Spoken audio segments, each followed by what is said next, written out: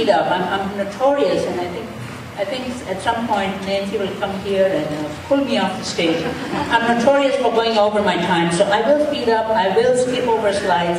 You might feel dizzy because sometimes I might just go very fast. Just bear with me.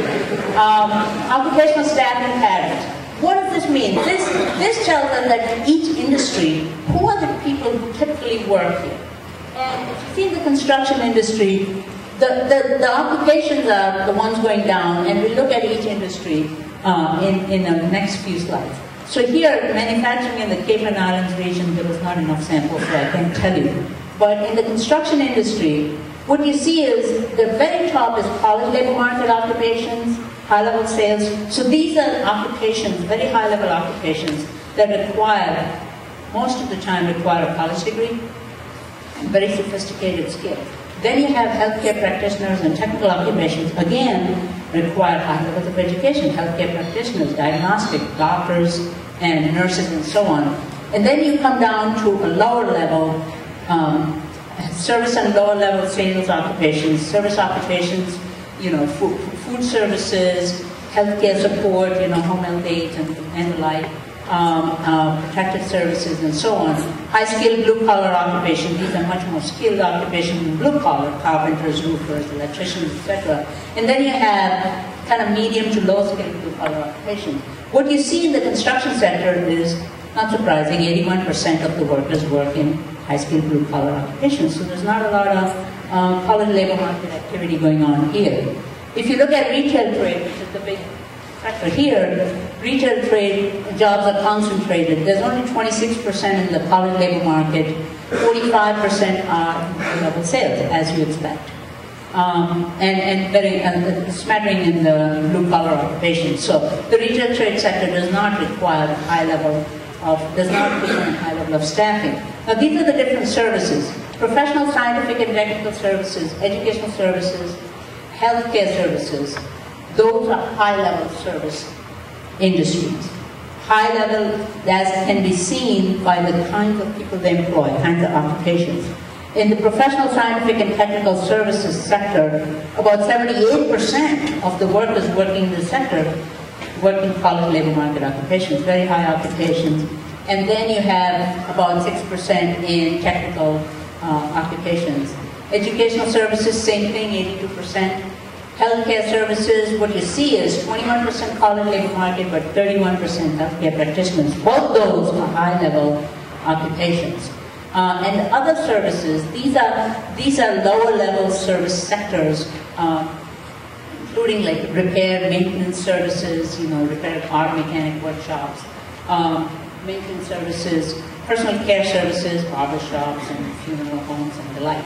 So it's really low-level services, and you can see that occupational staffing pattern, 60% are employed in service and low-level sales occupations. So the staffing patterns across these different industries are very, very different.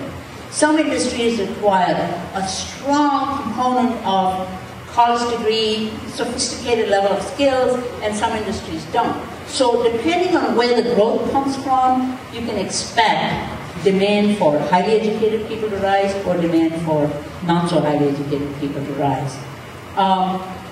What is the educational composition of workers working in the different industries in the Cape Islands region? And this again reflects what I just mentioned. The occupational staffing pattern tells you what kinds of jobs are there in these industries. This tells you what is the education. The pink bars represent those people with bachelor's or higher levels of education. The green is some college, which includes 1 or 2 years of college, including the associate's degree. And then the yellow high school, and the other one is high school dropouts. So what you see is, look at the concentration of college graduates in educational services, professional, scientific, and technical services sector.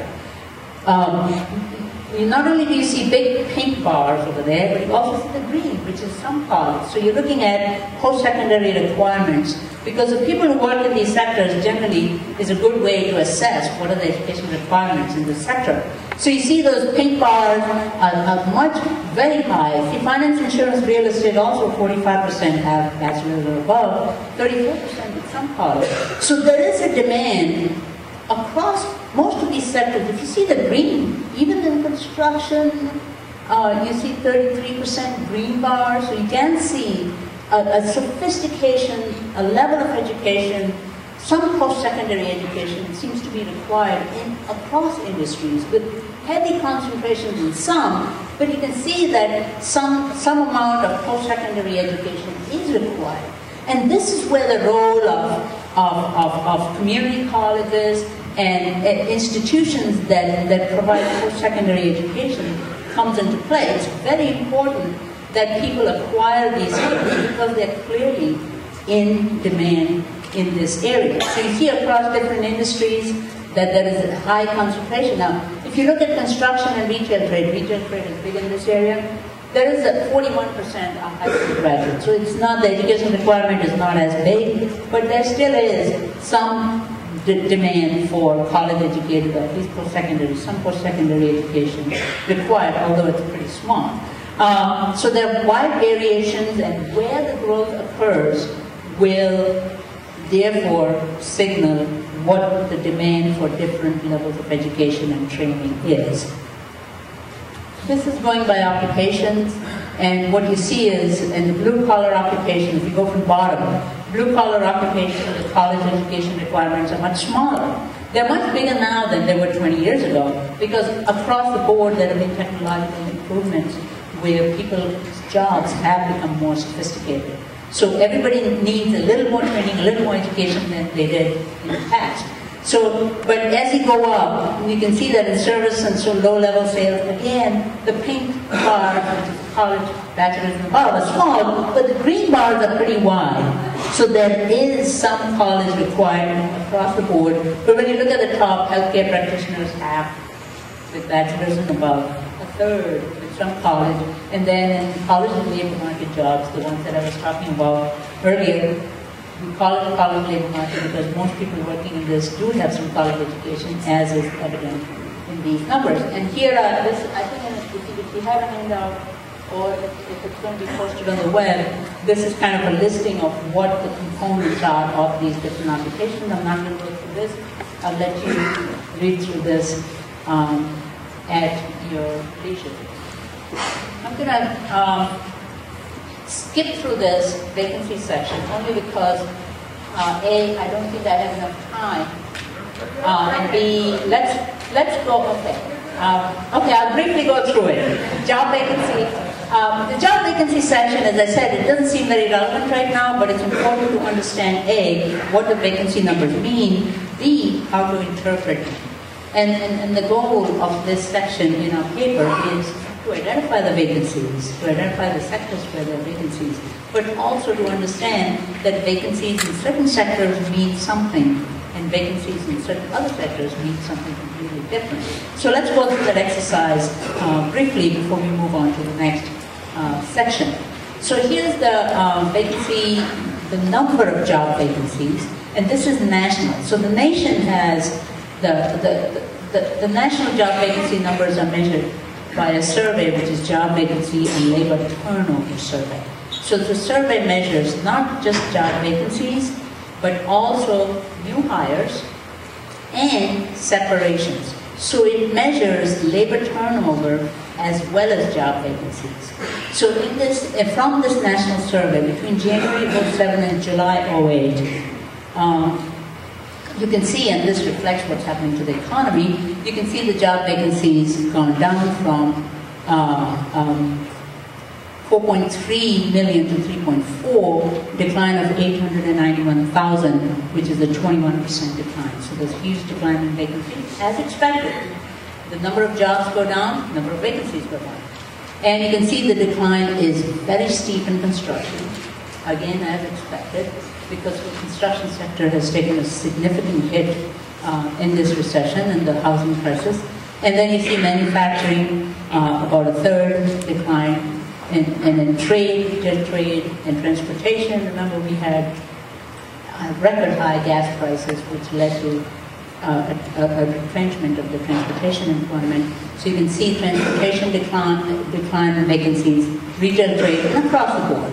The smallest are in education and health sector, the smallest decline. and in the public sector and the government sector. So there have been decline in these vacancies across the board, and these are the job vacancy rates. So these are the number of vacancies, number of job openings, and these are the rates.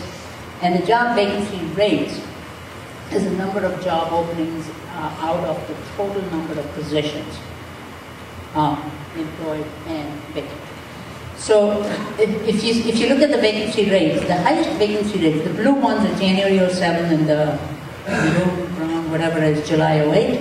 And you can see it's across the board decline in every sector, with the sharpest decline in rates, coming in construction and manufacturing. But it's across the board, there's a huge decline in vacancy rates. The professional and business services sector, educational and health services sector, and the leisure and food accommodations sector all have vacancies in the 3.1 to 3.4 range. So they all seem to have similar rates of vacancy in July. And here is where I was talking about how to interpret the vacancy numbers. Number of new hires is separation rate, and here's job vacancy rate. So what you see over here is, over time, as the economy softens, you're going to see fewer new hires, so the new hire rate will drop. As you see over here, 3.6 to 3. You'll see fewer separations. There will be separations that are forced separations, but you will see fewer voluntary separations. So typically you'll see separations drop, and job vacancy rate will fall, which fell from 3 to 2.4 in the nation over that time period. Now here is the interpretation. In the accommodation and food industry, this is the rate of new hires, 5.6. And this is the rate of separations, 4.9.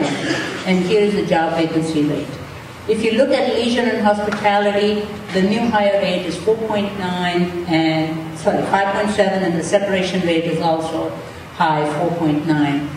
But if you look at the educational health center, what is the new hire rate? 2.5. What is the separation rate? 2.5.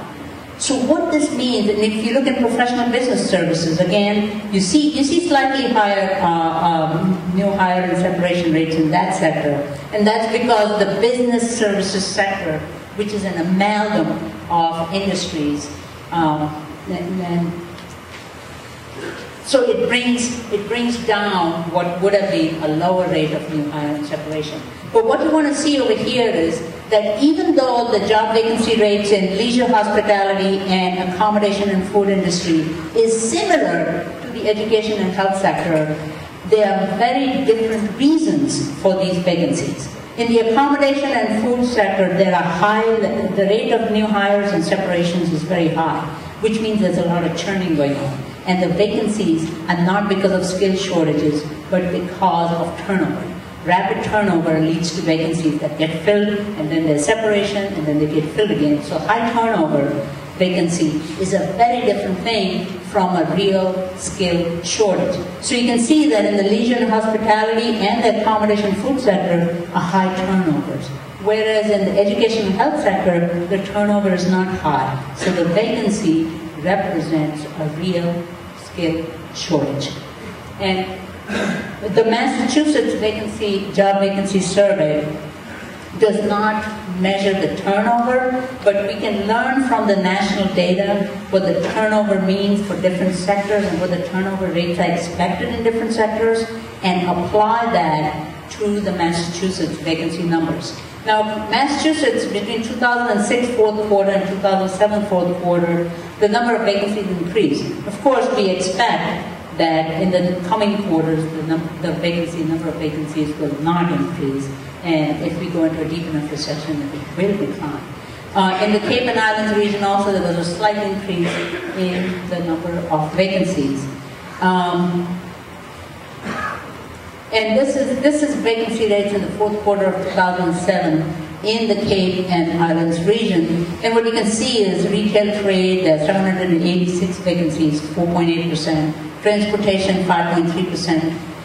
And you can see the healthcare has 4.1%. And administrative and support and waste services This is the mix of industries that range from travel and tourism offices to employment exchange, private employment exchange, placement services, service providers, and also includes temporary help services sector. Temporary help services is one, if we go back to the first slide, that we saw a tremendous decline in this new recession. That typically happens with temporary help services. You hire, those are the people who are contingent, who are employed on a contingent basis, and if there is going to be a cut, that's where the cuts come first. So the temporary health services sector is typical to experience the first cuts, and we expect to see that administrative and support and wage services sector vacancies to decline over time. I'm going to skip through this and move on to the institutional sources of labor supply. Institutional sources of labor supply information is available from what is called the Integrated Post-Secondary Education Survey. And this survey is a collection of data that are submitted by all higher education institutions that participate in the Title IV financial aid. So Pell Grants, anyone who participates in Pell Grants, Stafford loans, in Title IV financial aid activities has to report these data to the National Center for Education Statistics. If they do not report these data, they are heavily fined. So this database is an actual count of a wide variety of indicators in the higher education sector. Today, what we're going to talk about is simply the number of degrees awarded, but this database also contains retention rates, graduation rates, enrollment, financial health of institutions, tuition, and on and on and on. So there's a whole bunch of information in this, and all institutions that participate in the Title IV financial aid are required to report. So what I'm going to talk about today is three kinds of awards. One is associate's degrees, second is bachelor's degrees, and third is the non-degree award certificates. And when I get to that, I'll talk a little more about it. So let's look at what happened to the number of associate's degrees awarded in the Cape and Islands region. There's only one, it's right here. Cape Cod Community College is the only institution granting associate's degrees, and between 1996 and 2006, the number of degrees increased by 72, so the number of awards increased 23%. The nation is also up 31%. New England and Massachusetts as a whole, the number of associate's degrees awarded has declined. So New England has really gone down in the associate's degrees. Now you saw those green bars in each one of those charts that I put up. Those green bars represent people with some college education, 1 to 2 years of college or an associate's degree. The demand for these degrees is there, but Massachusetts and New England have retrenched, have moved away from granting associate's degrees. Partly, there are two things. One is the community colleges are not granting as many associate's degrees. And secondly, private institutions are moving away from granting associates. So they're getting out of the associate's business. And for those two reasons, there's a decline in the number of associate's degrees. But the Cape and Islands region has not seen that. So we've seen an increase over time of 72 degrees, but there is an increase, which is a 23% increase. And where did these increases come from in the Cape and Islands associate's degrees? What you see is there's a total increase of 72 degrees. 90, increase of 90 came in arts and humanities. And business degrees declined by 44, health sciences up by only 12. So what you see is there's a huge concentration, and then there are 10 additional degrees granted in science. So there's a huge, there's an increase, but the increase in arts and humanities. And the question is, in the kind of economy we have over here, in the Cape and Islands region, from the kind of jobs that we saw and the kind of economy over here, maybe there is some demand for some art degrees, but generally arts and humanities demand is pretty low and would probably not lead to well-paying, solid jobs. So and probably therefore does not reflect labor force that is prepared to get into a job and perform. It's a labor force that needs a little more training. So the places, it's an increase which is good, but the increase is coming in areas that may not necessarily be in demand. So 90 out of 72, and a decline in business degrees by 44. So there's a shift in the composition of the degrees, and this shift, from the way the shift is, it appears that it does not match the shift in the labor demand in this area. And what you see is the composition of the associate's degrees. If you compare Massachusetts, New England, and the U.S., in the Cape and Islands area, 54% of the degrees are in arts and humanities. Massachusetts is 31, New England is 27. So it is an incredible concentration in that particular area, and how that applies. These areas, major fields of studies, are coded so that they can be matched with occupational fields, so that you can do a matching of these two and figure out, here are the occupations that are growing, here are the major fields that are growing. Is there a mismatch between the two? And if there is, how do we drive the degree granting? How do we incentivize students? How do we drive in the direction where the labor market is going? So these data, and on these desks, we have detailed information of detailed fields of study for all the associate's degrees. And in order to plan a workforce development strategy, information like this is key, because you want to make sure that there's a match between institutional sources of labor supply and labor demand. So what you see is an incredible concentration in arts and humanities, and about the same, slightly higher in health sciences, but there is definitely a concentration in one particular area. Now, bachelor's degrees, there is again only one institution, Mass Maritime Academy, and the bachelor's degree. The number of degrees declined over the 10-year period, but if you go year by year by year, most of the decline came in the late 90s, and then there has been a slight increase. But over the 10-year period, 31 fewer degrees awarded, so there's definitely a decline. And then let me go to certificates. These are non-degree certificates. These are ones that are usually not given out by accredited institutions, but they don't have to be given out by accredited institutions.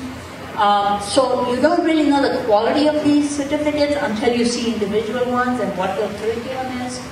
Generally, it's less than 4-year full-time curriculum, less than 120 credits that are required for a bachelor's degree. So it varies. The quality of these certificates vary widely. Some are really good, some are not so good, because they're not accredited. So it's something that you have to individually analyze as to what these certificates mean. And the certificates in the Cape and Islands region increased sharply, 279 additional certificates granted over the past 10 years. And the certificates are concentrated in science. You see science is 46%, 20% in personal services, and 20% in health sciences.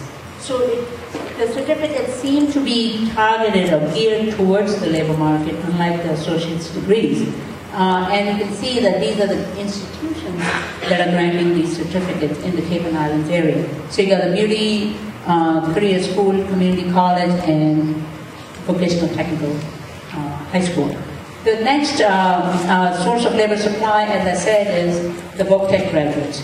So how many graduates were produced in the Cape and Islands region? What you see is from 2004, increase up to 2006, and a slight decline in 2007. If you look at the nation, the state, it's been a steady increase. But, just a slightly tapering, but not a decline. But in the Cape and Islands region, there's a decline. And these are the different schools that are granting these vocational degrees. This is just, where do these degrees come from? Here is a whole smattering, and at the bottom are the 3 VocTech schools, but there are also comprehensive high schools that are granting some degrees, particularly Falmouth High, which seems to have a pretty strong vocational program. Where are these vocational degrees granted, and what fields? If you compare Cape and the Islands to Massachusetts, you can see that very high shares in education, Slightly lower shares in business and high shares as expected, and this is kind of matches the labor market in culinary arts and consumer studies. So this is kind of the degrees seem to be more matched towards the labor market than the awards in associates, the non-degree, sorry, the certificates seem to be matched closely than associate's degree awards. So what I want to end this discussion with is that even though the economy right now is very weak and it looks bleak and it seems like we're going in a never-ending abyss, we will come out of this at some point. When we come out of this, what is going to matter? We're going to come out of this in the same industry sectors that pulled us out in the past. We're going to come out of this with higher demand for highly educated people, for college-educated people, for people with sophisticated skills.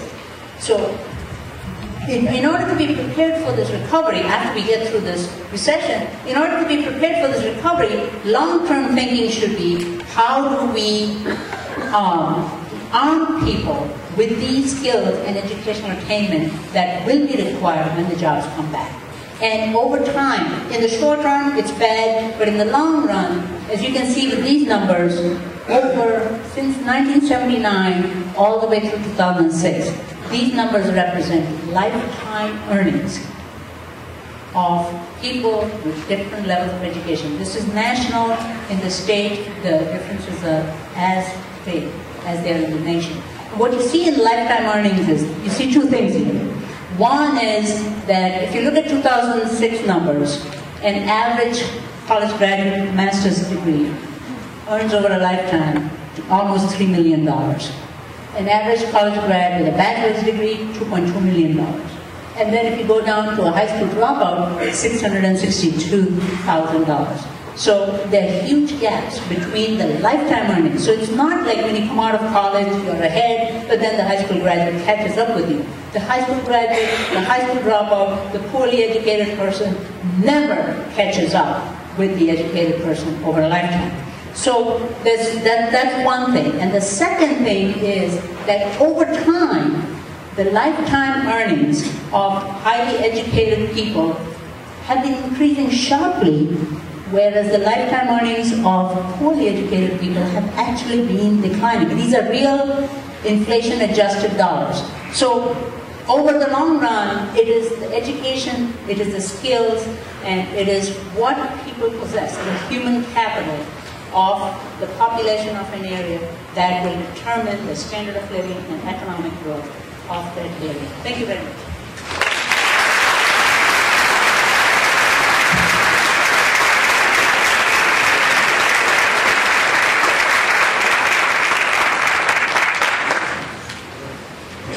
Does anyone have any questions for Anita? We can take some questions from the audience. 2002 census data showed $411 million of manufacturing shipments out of this area. Do you have any figures as to any significant change in that? In the shipment of manufacturing goods since 2000? Yeah. Since 2000? 2002. Thank you.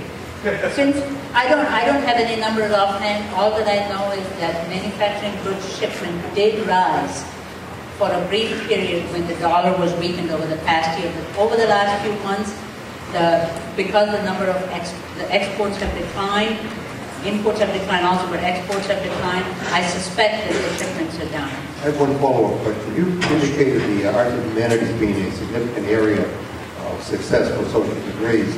I wonder if that would take into account the encouragement that people have had locally to send their children to get the first 2 years of core curriculum from the associate degree program and then matriculate on to a 4-year program. And I just wonder, since arts and humanities are typically a conduit for completing the baccalaureate, that maybe that should be looked at more closely to see whether or not the function of community college, which is not only to provide, in my opinion, labor force support, but also provide support for reducing cost of families for It's a point well taken.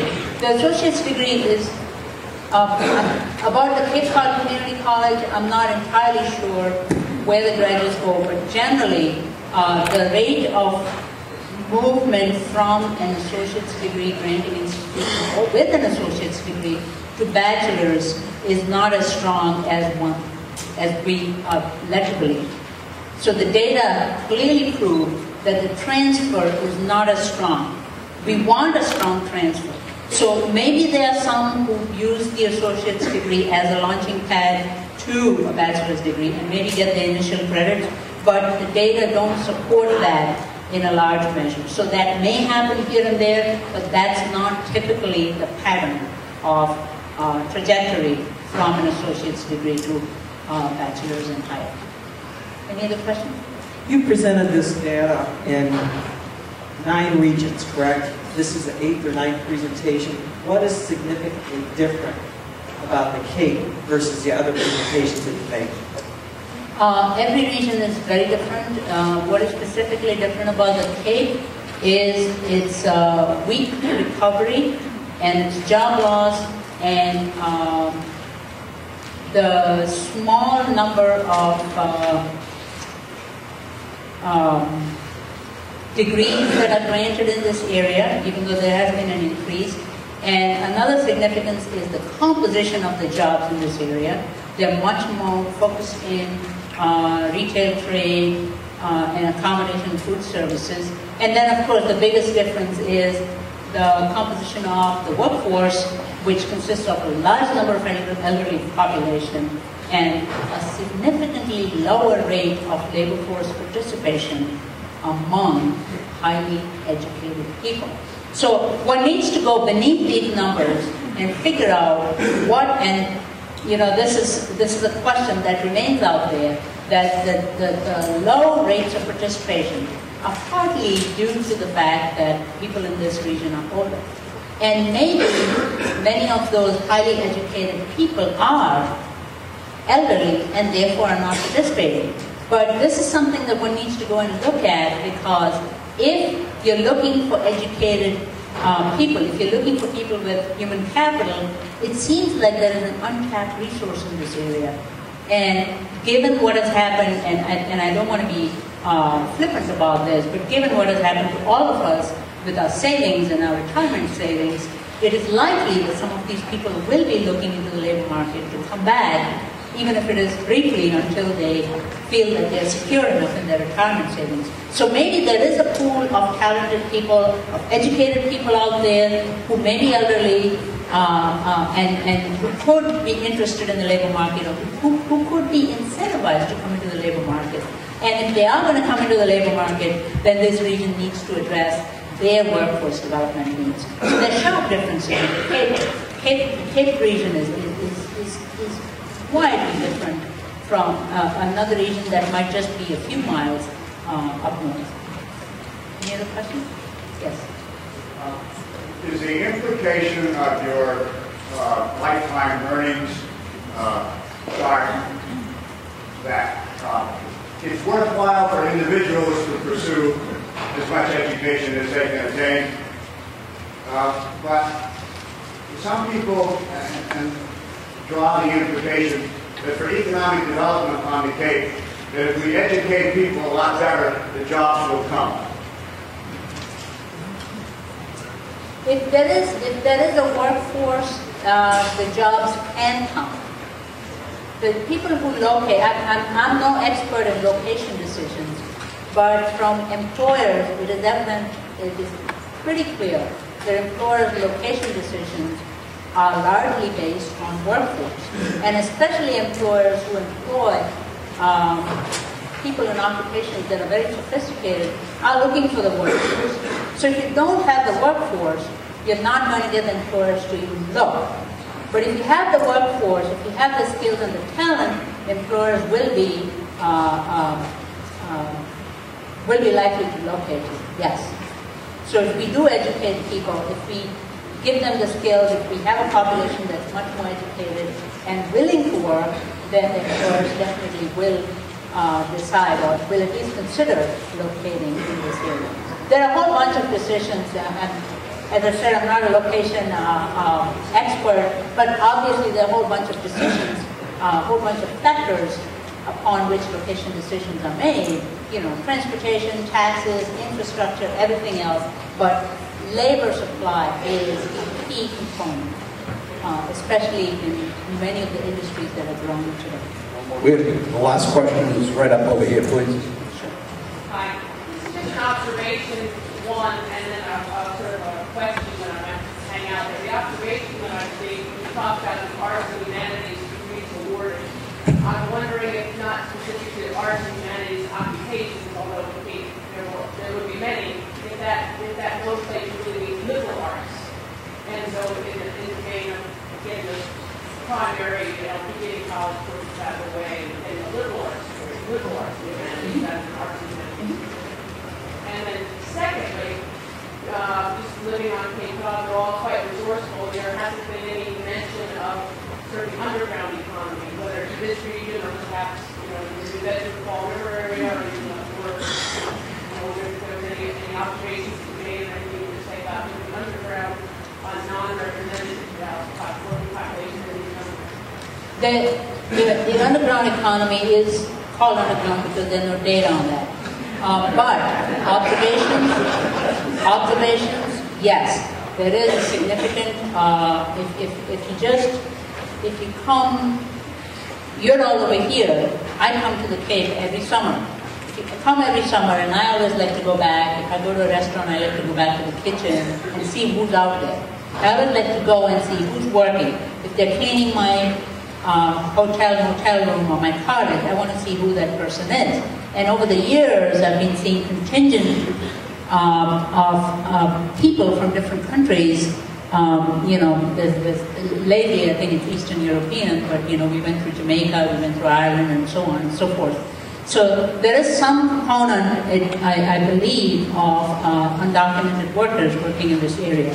And because the kind of jobs that are available over here require, there is a problem in accommodation for people, and evidently, and this is something that I hear again, as I said, an underground economy is underground because there's no data. But there are many indications that point to the fact that there is a significant underground economy of workers in this area.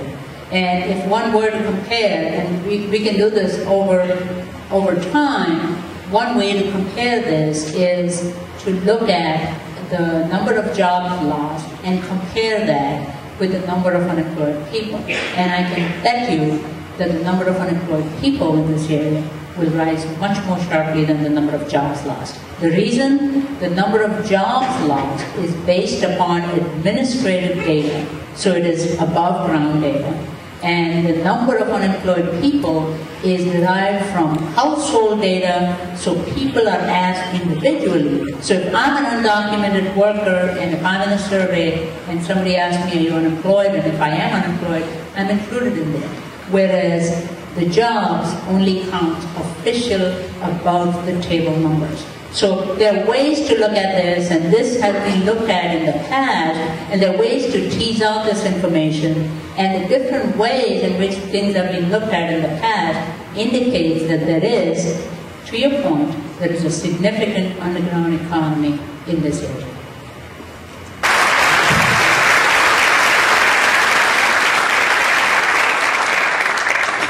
Thank you very much, Nita, and welcome to my world of data. Just a couple of things. Nita pointed out quite starkly the demographics of our population. Workforce Investment Board has been aware of that for quite some time. We've been operating a 55-plus program for the past 3 years.